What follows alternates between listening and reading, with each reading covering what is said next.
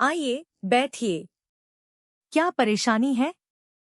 Madam, मुझे नहीं पता कि आप मेरी बात पर विश्वास करेंगी या नहीं। आप निश्चिंत होकर पूरी बात बताइए। सच क्या है, यह जांच के बाद पता चलेगा। मैडम, मेरी एक छोटी सी ट्रांसपोर्ट की दुकान है।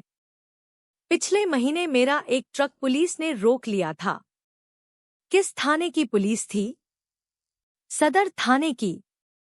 किस अधिकारी ने ट्रक रुकवाया था? इंस्पेक्टर रघुवीर चौहान ने।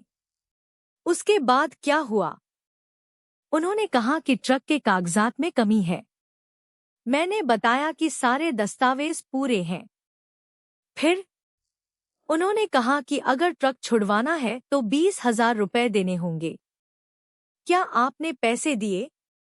नहीं मैडम, मेरे पास इतने पैसे नहीं थे। इसके बाद उन्होंने मेरे ड्राइवर को 2 दिन तक थाने में बैठाए रखा।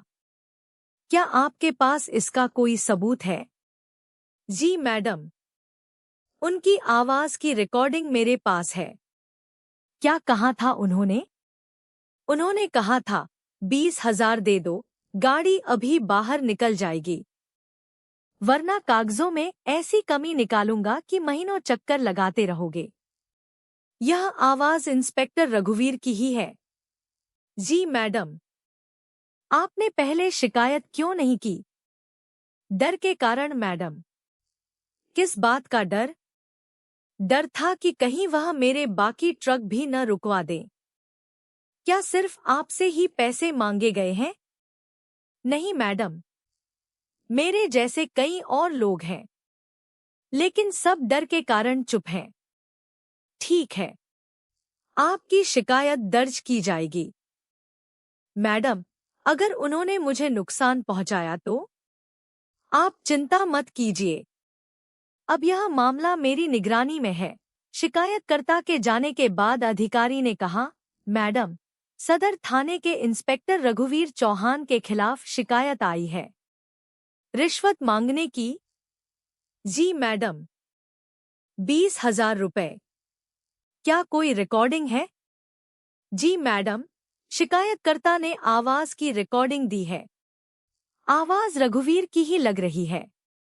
तो फिर उन्हें तुरंत बुलाकर पूछताछ करते हैं। नहीं। क्यों मैडम?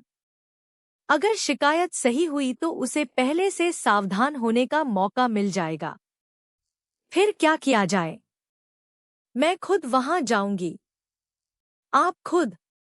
हाँ, लेकिन एसपी की वर्दी में नहीं, साधारण कपड़ों में। बिल्कुल। मेरे साथ एक छोटा रिकॉर्डिंग कैमरा रहेगा। मैडम, अगर उन्हें आपके बारे में पता चल गया तो समझूंगी कि जांच सही दिशा में जा रही है। आपको किसी तरह की परेशानी? दोनों वाहन मालिकों को अलग अलग कमरे में बैठाया गया। अदिति ने कहा, आप दोनों को डरने की जरूरत नहीं है। जो हुआ है वही बताइए। पहले व्यक्ति ने कहा, मैडम, पुलिस से कौन लड़ सकता है?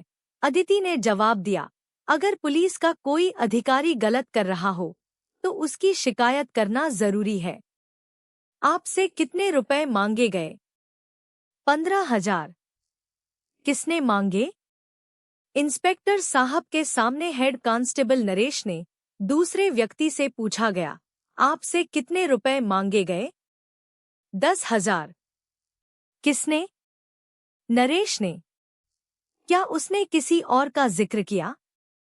उसने कहा था कि ऊपर तक हिस्सा जाता है। क्या उसने किसी अधिकारी का नाम बताया? नहीं मैडम, अदिति ने कहा, अब आप अकेले नहीं हैं।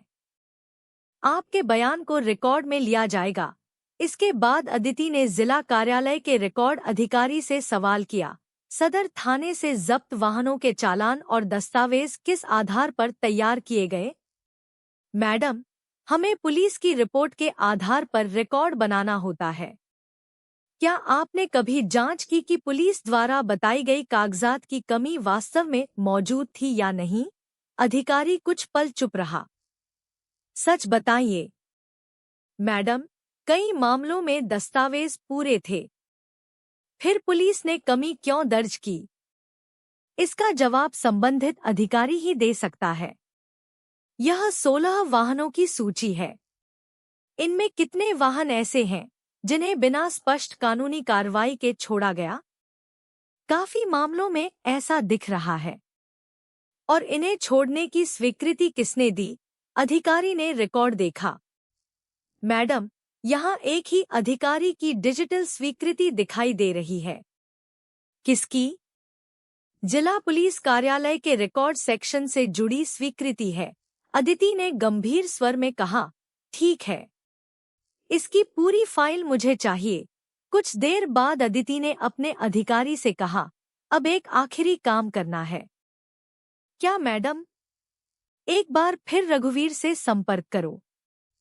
मैडम, अगर उसे शक हो गया तो? इस बार तुम अकेले नहीं होगे। क्या फिर से पैसे देने होंगे? नहीं, कोई पैसा नहीं देना है। तो क्या करना है? सिर्फ उससे पूछना है कि 20,000 में उसका हिस्सा कितना है और ऊपर किसे देना होता है। अगर उसने नाम बता दिया तो हमारे पास पूरे मामले को आगे बढ़ाने के लिए महत्वपूर्ण साक्ष्य होगा। कुछ देर बाद फोन पर बातचीत शुरू हुई। साहब,